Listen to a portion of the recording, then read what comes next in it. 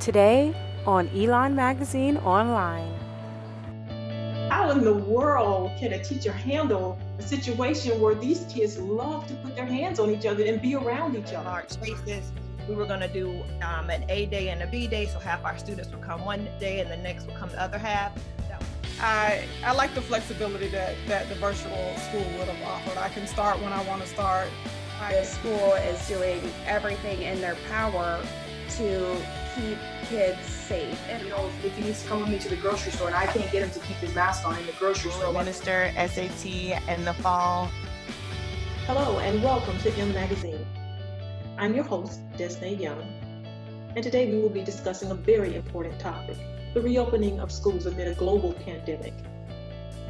As you all know, Florida and Georgia are states that are experiencing very high volumes when it comes to this disease.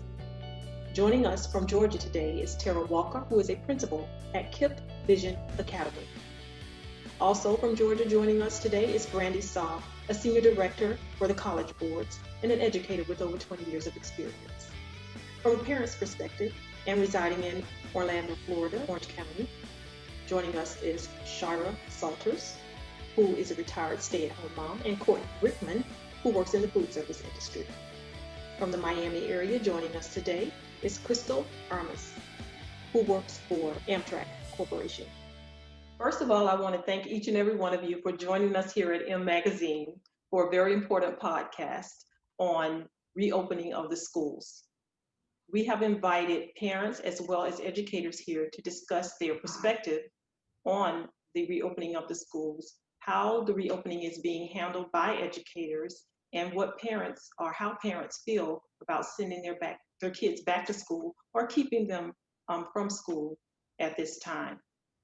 I'd like to open up with welcoming each and every one of you again and asking Tara Walker, who is the principal of KIPP Academy, to talk to us a little bit about how they are handling reopening of the schools during the global pandemic. I just wanted to send my gratitude to you. First off, we made a really difficult decision, but we felt in the best interest of our students and our families to return to school in a 100% virtual model. None of our students or our teachers or administrators will be returning to our building until October the 23rd at the earliest. We made that decision based on just the data we were receiving from the CDC and our local health advisory communities. The numbers of COVID, we're in Atlanta, Georgia, the numbers here continue to spike. And our communities of Black and Hispanic families and communities are most directly impacted. We felt it was in their best interest to return in a full virtual model until the numbers indicate that it's safer for us to go back to school in person. Thank you. And when those kids do return to school, can you tell us what PPE you all have put in place to take care of their health as well as of the teachers? We were planning to return in a hybrid model for a while, and then when we made the decision to move to a full virtual model, we kind of paused on those things, and we're going to reevaluate them as we get closer to October. This decision is on behalf of all KIPP Metro Atlanta schools. There are 12 schools serving about 5,000 students. So all of KIPP Metro Atlanta schools made this decision together, and I'm honestly super grateful to our regional leadership for making that decision early on. We were actually the first in our area to make the decision to go full virtual, knowing that that was a difficult decision because families have to make preparations for work and so forth. When we go back, we'll reevaluate what PPE should look like. Some things that we had in place as we were planning at one point was students would not be able to gather in large spaces. We were going to do an A day and a B day, so half our students would come one day and the next would come the other half. That would get our numbers in classrooms down to about 12 to 14 students, which would allow us to put 6 feet of space in between each student. They would have to eat breakfast and lunch in the classroom. We had to reevaluate what PE and recess looked like because they couldn't share toys and balls and so forth. What scholars would have had to wear masks. Teachers would have had to wear masks, and we were going to provide those things. We were going to have hand washing stations. They would not be able to use water fountains. We would check temperatures on the buses, also when they stepped off the bus. So we started to really think through procedures that we could put in place to try to keep everyone as safe as possible. And if we decide to go back at the end of October, we will re-implement many or even more of those safety procedures. And I'm glad we have you here because as I've talked with people about this whole situation, in a way, you kind of feel like the older kids might be able to handle this a little bit better than the younger kids might be. Parents have different views on that. But as far as the young kids are concerned, and how in the world does a teacher stop kids from touching each other, touching each other's hair? I have done some substitute teaching, and I tell the story of being in a classroom with a group of students, and they were kindergarten students, and there was a little boy and a little girl, and they were madly in love with each other. That's all I can say about it. He couldn't stop touching her hair, she couldn't stop touching him, they couldn't stop hugging each other. And so I'm thinking, you know, how in the world can a teacher handle a situation where these kids love to put their hands on each other and be around each other?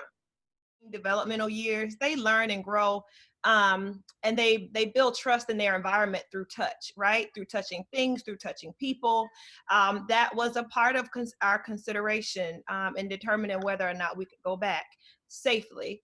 So yes, I even for older students, our student socialization is extremely important.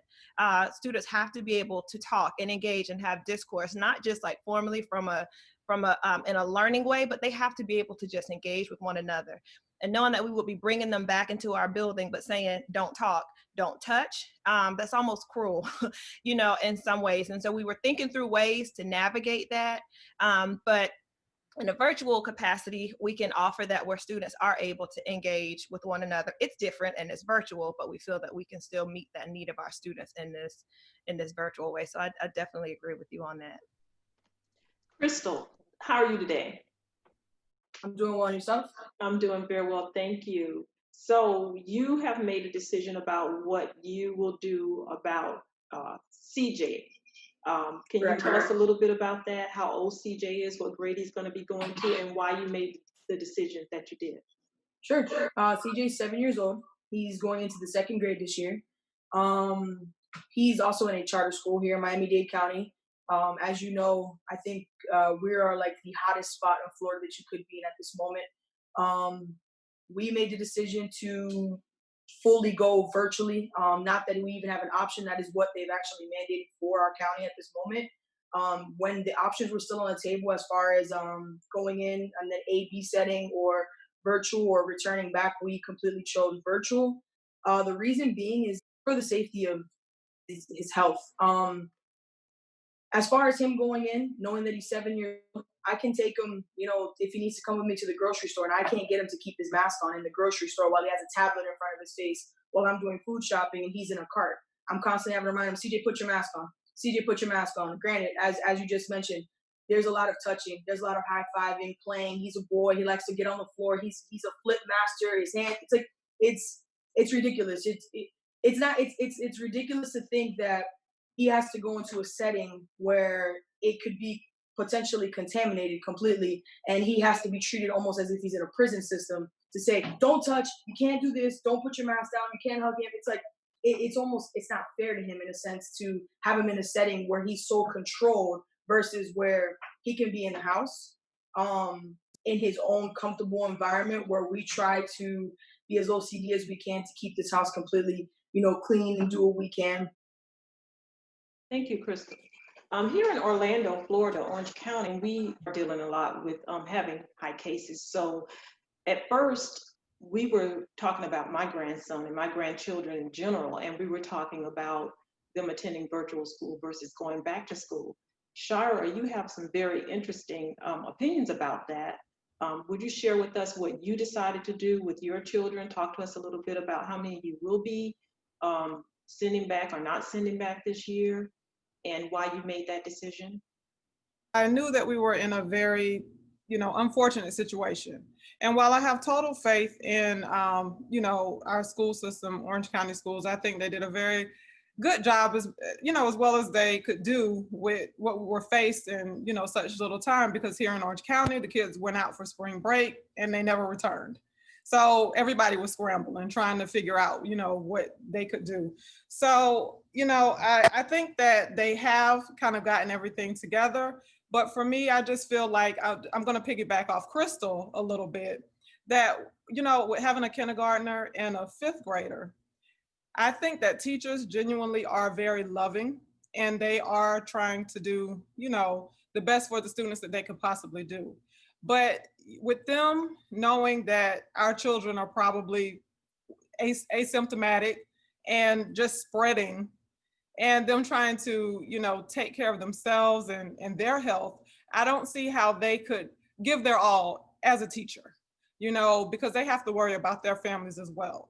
So, for me, I don't want my children to be at school and be miserable either. I have, my daughter Soraya entering the first grade, and I know she's going to want to touch. I don't want her isolated during lunch. I don't want her, isolated during any activities or hot. We're in Florida. I mean, with a mask on all day. So, those reasons alone, I already knew that I would probably choose a virtual method. So with virtual school over Launch Ed, which they'll be doing online as well through Orange County, I like the flexibility that the virtual school would have offered. I can start when I want to start. I can end when I want to end in the middle of the night. I can do what it is that I need to do. Just, and not to mention I have 5 school-age kids. So I can give them that one-on-one time and help them when I need to, and not do it during a normal school setting with the Launch Ed program. So those are some of the reasons that I chose to just go with virtual school, and they can work at their own pace. So they can work ahead of schedule, they can finish up early. If they're having trouble, we can stay on a subject and we can work through that. So those are, some of the reasons that I chose to go with the virtual school setting. So we ended up choosing the Launch Ed. So originally, we wanted to do face-to-face. Distance learning, the end of last school year really didn't go well. There wasn't enough structure. There wasn't enough things to do. There wasn't any kind of like engagement either. It was just kind of basically like I was homeschooling him. And so distance learning for us, in the spring, the end of first grade was really rough. I thought, it would be best just to go ahead and do the distance learning. And also the distance learning, the Launch Ed that they're doing now is going to follow more of a schedule. So you clock in, at 8:45, and it's going to be, give a lesson, have some, alone work time, and then the teacher will be back on. So a little bit more structure, I think, is what our family needs too. So with all those reasons. Thank you so much. And Brandy, you come to us with a completely different perspective because you are a senior director with the college boards.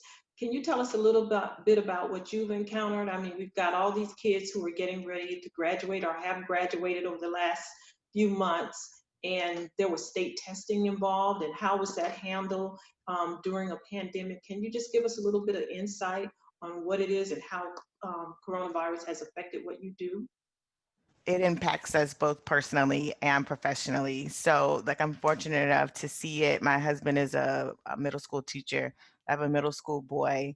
So Courtney and Crystal, I completely empathize with you having a boy at home who climbs the wall, and candidly took digital and virtual learning in the fall for some bit of a joke. So we were split on a personal front of, what we were going to do in the fall based upon our spring experience. But much like many of you, as the summer evolved and the numbers weren't really matriculating the way that we had hoped them to, Tara, who's on the call, is my sister, so she was constantly in my ear, sharing that this is the best case scenario for safety for kids, watching what she was doing at her schools. And she was very adamant that what would be most safest and fair for children at this point is to try to assume some type of virtual learning, if at all possible. From a College Board perspective, we stand in complete support support of schools and districts across the nation, arguably internationally, as we understand that every environment is different. We serve students who are in states who have relatively, while they're the minority, have very little cases. And we also have a huge population of students in states such as California, New York, Georgia, and Florida who have been significantly impacted.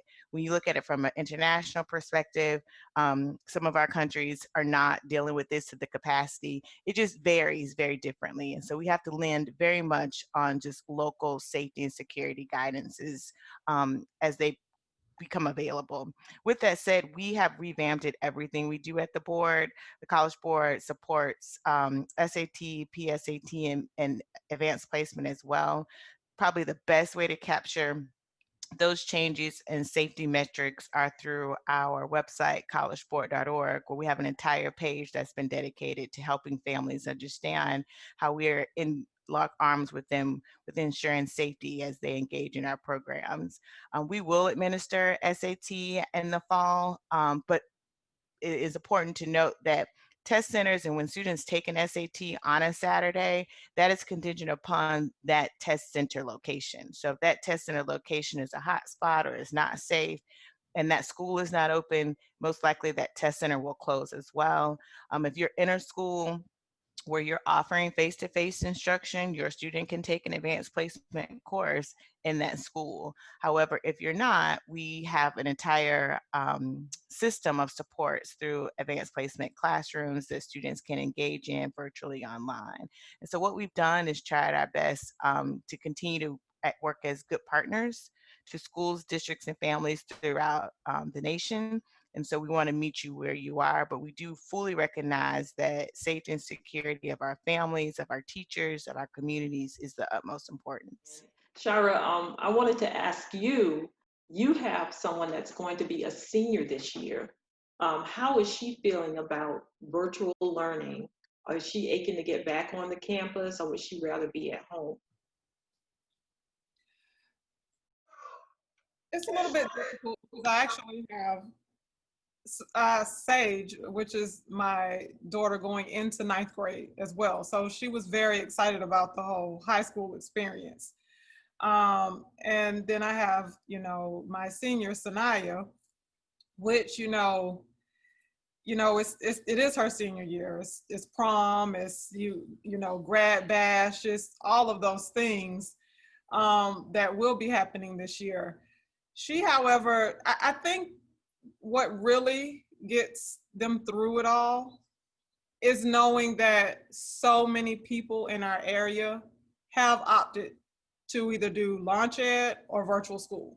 So since they know that lots of their friends are home as well, that really has eased me being able to transition them into the fact of, okay, you're staying home. Now, of course, with the two oldest, we're doing semester by semester.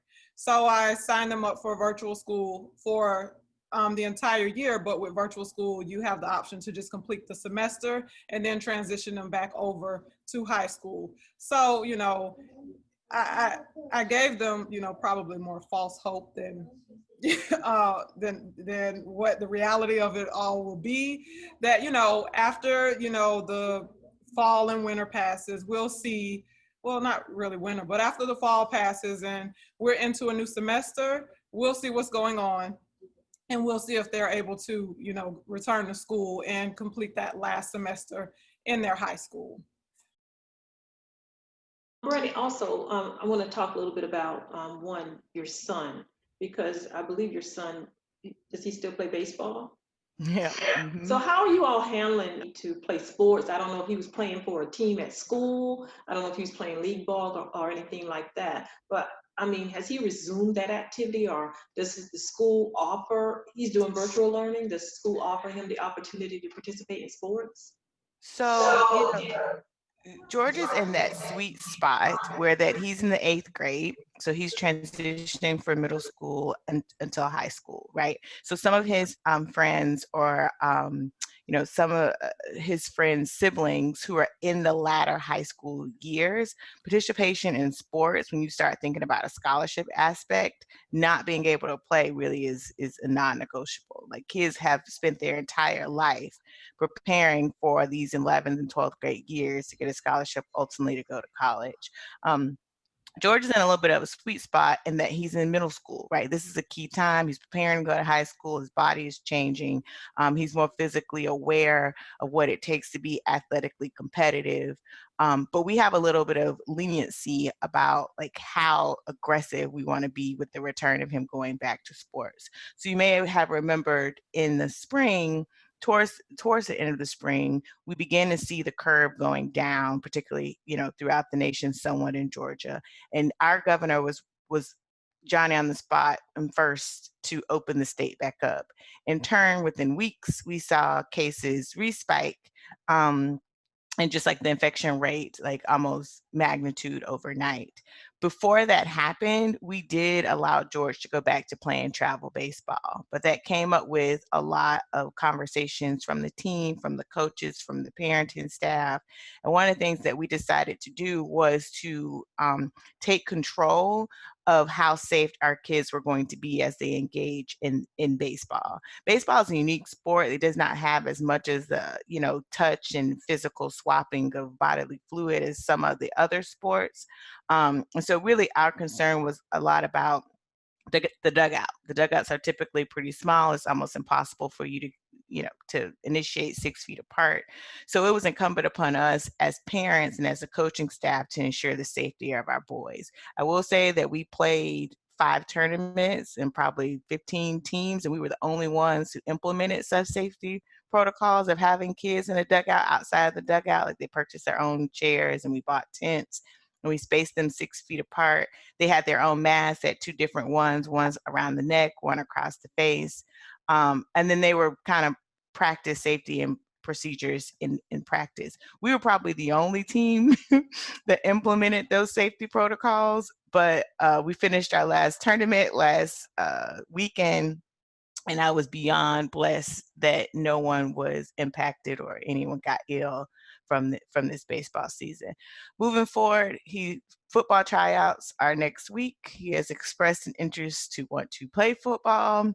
I have my own hesitations about that, pandemic or not, but at this point, I'm pretty much very encouraged that my husband agrees he will not be playing football this fall, just because it's just not worth it, right? Like I said, we're in a sweet spot that like we're having to have just real honest conversations with him about, as much as you want to do these things, we want you to live a healthy, long withstanding life, through high school. So you're going to sit this one out, son, and we'll revisit hopefully in 9th grade. What kind of schedule have you come up with as far as, the virtual learning? Because you have a few that you need to, be hands-on with. So how are you going to handle, that schedule for each of your children? I'm not a morning person. So we will not, that's probably the first thing that steered me away from Launch Ed, that they had to start school at, 7:20 and be on the computer all day with a teacher in that type of environment. So the schedule that I've come up with is that I'll let them sleep until about 10. They'll wake up, eat breakfast. About 11 o'clock, they'll all get on their computers. They'll sit at the table and they'll get started on their work. I kind of like to start with my kindergartner. I let them do as much independent work as they can. And then I try to just circulate between whoever needs help. After that, I try to designate at least an hour of my time to helping my younger ones. I don't really have to do too much with my older ones, thank God, because we all know that, they're learning at a much higher rate than what we learned when we were in high school. So it's not really much I can do for them anyway. Thank God I have college age students. But, with the little ones, I do want to make sure that they don't fall behind. So I really want to be engaged in their learning. So, like I said, I'll start around 11. I plan on them, just working from 11 to 3 and then shutting it down. our charter school here, which I don't know if I mentioned, he goes to iMatter Academy. They have an awesome from the beginning. Like I commended his teachers, the staff of that school, the whole charter school system. It was awesome. He had a time to log on to this Zoom, just exactly how we are with his teacher. They would take attendance. It'd be 45 minutes of face-to-face learning, 45 minutes to an hour of face-to-face learning with his teacher, and then they would have to log on to a like almost like a system where the teacher would upload their assignments, and he would then need to like do the assignments online for the next hour, and following after that would be another face-to-face with the teacher, and then so on and so forth throughout the day. They had a designated lunchtime. They even had PE, reading. They had every single subject. There was nothing missing. And again, I'm very thankful for the aspect that his teachers and his school was able to implement that so quickly. In the very beginning of the pandemic, when it started, they actually sent us home with like a stack of papers, meaning schoolwork that he would be doing on and so forth. And then once those ran out, then they implemented the online system. I have a 14-year-old sister who goes to a public school here. She's going into the 10th grade, if I'm not mistaken, and it's completely different. Her school is not implementing this Zoom face-to-face, kind of how CJ's is awesome. It's more like here's a stack of work for the week. Do it by the end of the week and figure out when you want to log on and how you want to do it. So it's completely different. I think it all depends for the parents who have chosen to say, send my kid back. I think it has a lot to do with the way that the curriculum is being sent out and the way that it's being pushed out to the students and the way that they're having to do it. Thank you so much. And Courtney, because you are working as well as having to adjust to this. So who will be the primary person that's going to be responsible for your son's learning experience? How are you going to handle that? So on Monday, Tuesday, Wednesday, I'm completely off of work. So I'll be taking those days. And then Thursday and Fridays, I do work in the morning. So Chris will take those days. Okay.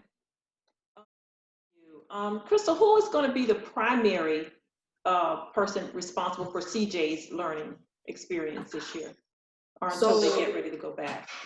Yeah, so for now, as you know, I still work for Amtrak, so I'm still working. Our change is still going out. So my wife is actually the one that's home. She's the one who makes sure he's up, ready to go. We didn't have the option like Shira, and I think Courtney also said that she had, where you can pick a time. No, it's more like, hey, this is the time. You need to be on with your uniform on, present, and ready to go. So unfortunately, during those times, I'm not here. I'm already at work, so my wife, Christina, will be the one handling that. So much. Brandy, how about you? You want to add to that? Who's going to be the primary person is when it comes to your son's learning experience? I'm beyond extremely blessed and fortunate that my husband is also virtual. Last spring, I started out trying to part-time support George in virtual learning, and we quickly learned that that was not my ministry nor his anymore. So my husband kind of took the realms of that in the spring, and they actually did a really great job. He is a middle school teacher. He speaks middle school and like really does a great job of providing that structure. So like I think I mentioned, he is in one of the 3 districts in Atlanta who are going back fully virtual. The majority of those, our systems, are either going back in one of the 3 models that the young ladies have explained today, or a lot of them you've probably seen the pictures online, they are face-to-face. So my husband teaches for Atlanta, who is virtual. Douglas County is where I live, is virtual, and I think only DeKalb is the other one. So literally, I'm turning my living room into a classroom where half of the largest dining table, Ronnie will do his teaching of his students because they're on all day. And then George will sit probably about 3 feet away from him and go through his series of work throughout the day. And I know that is completely just a blessed and fortunate situation, and I completely empathize with parents who don't have that luxury. But as a student who needs that additional support and focus and accountability, I'm really fortunate and blessed to be able to turn my living room into a classroom. In closing, I just want to ask each one of you all this question. Under what circumstances, I know we're not ready to go back tomorrow, but under what circumstances would you consider sending your child back to school? Would it be the total elimination of the virus, or are there some other conditions under which you would consider sending your child back to school? I mean, I just read an article this morning in the Washington Post that talks about like the number of Black and brown students in particular cases are spiking. That when this, virus was originally rolled out, it was heralded as, something that did not impact the youth or minor community. And now we're seeing much like the transition from like what type of mask should we use? Are masks even safe? The appropriate number of feet apart, like what environment works best for under what conditions. I think it's ever evolving. And, I think I had to come to the reality of like, you only have one chance to make the most of that life for that one kid. And so while this is very uncomfortable for all of us, I value my son's safety more than anything. And that's going to force me to have to make some tough decisions in ways that I probably wouldn't have made in the past. With that said, I don't think there is a time when when I will feel safe with him going back to school this year until we have better supports and understanding of the virus. Again, I'm in a very unique situation, and I get to say that with my husband sitting at a table with him, over the next 2 months. And a lot goes into that, but I just think that, this is now more than ever a good time for us to be extremely aggressive with ensuring that our kids are safe. And so, Ms. Des, I don't know if there's necessarily a point where I feel safe. I don't think I ever will feel safe, but I think when my sister tells me that the research says, we're in a better place, then I may consider it. She's the gospel these days. Crystal, what about you? Going to look at the cases, and I do a research, just like she said. The Washington Post just posted something saying like it was I think it was in Georgia, Indiana, Mississippi. They sent the kids back within 2 days. They have classes in quarantine. Teachers are already getting it. It's like, no, I'm good. Y'all go ahead and send your kids back if that's what you decide. I'm very grateful and blessed my wife is here. She can teach them, and we're going to ride that wave as long as we can until we see a significant pause to all this, which who knows if that could even happen, but that's our plan for now. And as far as when you think you might send your son back to school, same conditions? There's gonna come a time where we have to make a decision. As the other lady said, it's not going away. Even with a vaccine, it's just not gonna fall off the face of the earth. My personal belief is, I'm not a conspiracy. Well, I am a conspiracy theorist a little bit. But if not this one, something else is coming, right? So I think it's just a different way that we have to prepare for educating our students as we go. He is a senior next year, so at some point I think we will have to weigh. I think things will look different once there is a vaccine and her immunity is built up a little bit in case they start to go down. So I do know that at some point I'll have to make a decision for him, but it will be based on science. It is concerning that our current national administration doesn't even allow cases specifically by demographics to be reported out as they were. So I don't trust the recommendations of those who are supposed to protect us. And so I think ultimately we do have to make some decisions. We have to just take those things into our own hands and make the decisions that's best for our families and our communities. I feel very blessed that I work for an organization who took that stance early on. And it, like Shara said, my heart breaks for families and schools that don't have the choice, who just say, you just come back to school, that's all you got. My heart breaks for them because we all have different circumstances. So I only pray that, things continue to change for those families and those communities, because we're not being set up to be successful and to take care of our own the way that we should. So short answer to your question. Eventually, I know we'll have to make that decision, and we will, but it will be based on what I believe is in his best interest. Right now, that's a no. He's the band captain this year, So it's hard to say like you band captain, but you can't, you know, and they have bands. So they go and they're all spread out and they have all these safety procedures that they're implementing. That makes me more comfortable than putting them in a room with 30 kids where nobody has on a mask. So I think it's just day by day, we'll decide and pray about it. And when it feels safe, we'll go. And if it start to feel unsafe again, we'll bring his little self right on back home and keep it moving. So I think that there's always going to be a concern. I don't think that the virus is going anywhere. I don't think that it's ever going to be 100% gone.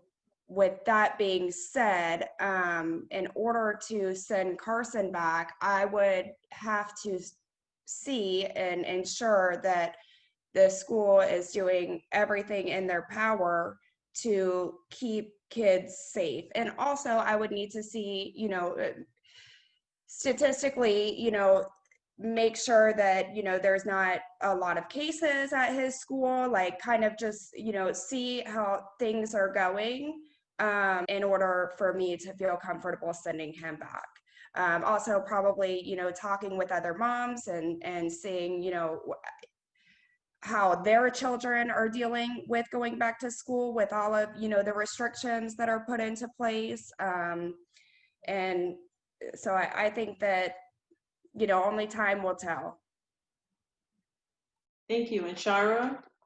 Well, this year, more than likely, they won't be going back to school. But I'm going to just go off of the science. So whatever Dr. Fauci and Dr. Birx are saying is what I'll be listening to. So I'll be going off of the science. And, you know, I'm just going to see how it all plays out. And from there, because like Courtney said, I don't believe that it's ever going to go away 100%. I think it's going to stick around just like, you know, the flu and everything else that we encounter. But it just has to be a way to, you know, not just for us or for our children, but for everyone as a whole to get these numbers down so that we can take care of, you know, the elderly and people who can't fight off the disease. So I'm just going to say that I'm going to, you know, stick to the science. Thank you, Shira. And we all smiled when she mentioned Dr. Fauci's name because you cannot discuss the coronavirus without invoking the sacred name of Dr. Fauci. And we all feel the same way. And if for some reason this falls into his lap, we want to just say right now, we love you, Dr. Fauci. Now, do you know whether or not in those testing centers, how are they set up now? Are they set up with the plexiglass between each student, or are they limiting the number of students that can come in and test, or how are they handling that? We will have universal guidelines, such as students will be required to wear masks. The test centers are required to set up 6 feet apart. They have the discretion of whether they want to use plexiglass. There's a testing capacity of students that can fit in by square footage. And so we have some universal protocols that we've put in place based upon CDC guidelines. However, above and beyond that resides in the testing centers, like governance and guidance. Can you answer, I've been curious about the PPE. And I don't know if you all have had that meeting or not, because as we know, you know, a lot of things are scarce. We can't find masks sometimes. Under PPE, will masks be something that, because we know how children are. I forgot my mask, I dropped my mask, I want to share my mask with somebody, but whatever the situation is, are masks one of the PPEs that you all are expected to provide to the students? Are the students and parents going to be responsible for that? Are the teachers going to have to add that to the list of items that they need to keep in the classrooms to have available for the students? How is that going to work especially? Yes, great question. When we were planning to go back, we were going to provide those. We were going to ask families, of course, to send their students in masks. But if they didn't have them, we'd already ordered a supply of masks that we would give students every day when they came in so that they had on one. They would have been required to wear it in our shared spaces. So walking down the hallways, which, you know, you got one way, they can only walk, they can only go to the bathroom at certain times. So in those times they would wear their mask. When they were going to be in their classrooms and they were only about 12 and they were 6 feet apart, that would be the time they could take their mask off. But anytime they came out of that bubble, then they would put the mask back on. That was the plan then. We were also getting masks for our staff, and had gone so far as to purchase masks that were clear, so that students 5 through the age of 10 and 11, they need to see smiles. That's a part of developmentally appropriate education. So to not be able to smile at a kindergarten student every day, it's scary. So we gone so far as to get clear masks so we would be protected, but you could still see my mouth move. Thinking about students who might have disabilities who needed to see a mouth move. You're in speech, can't learn speech with your face covered. And so we were had gone as far as looking for clear masks, but everyone in certain spaces would have to wear them. And so we started to talk through those processes, and those plans are just still on the back burner right now, so that when the day comes, we don't anticipate we'll go from this to everybody coming back into the building at one time. Like, that's just not going to happen.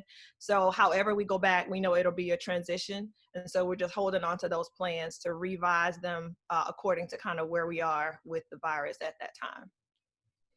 Nikki, and if you could kind of let us know a little bit about whether or not you have any suggestions for the parents when it comes to how to handle the at-home education experience, we really appreciate the tips.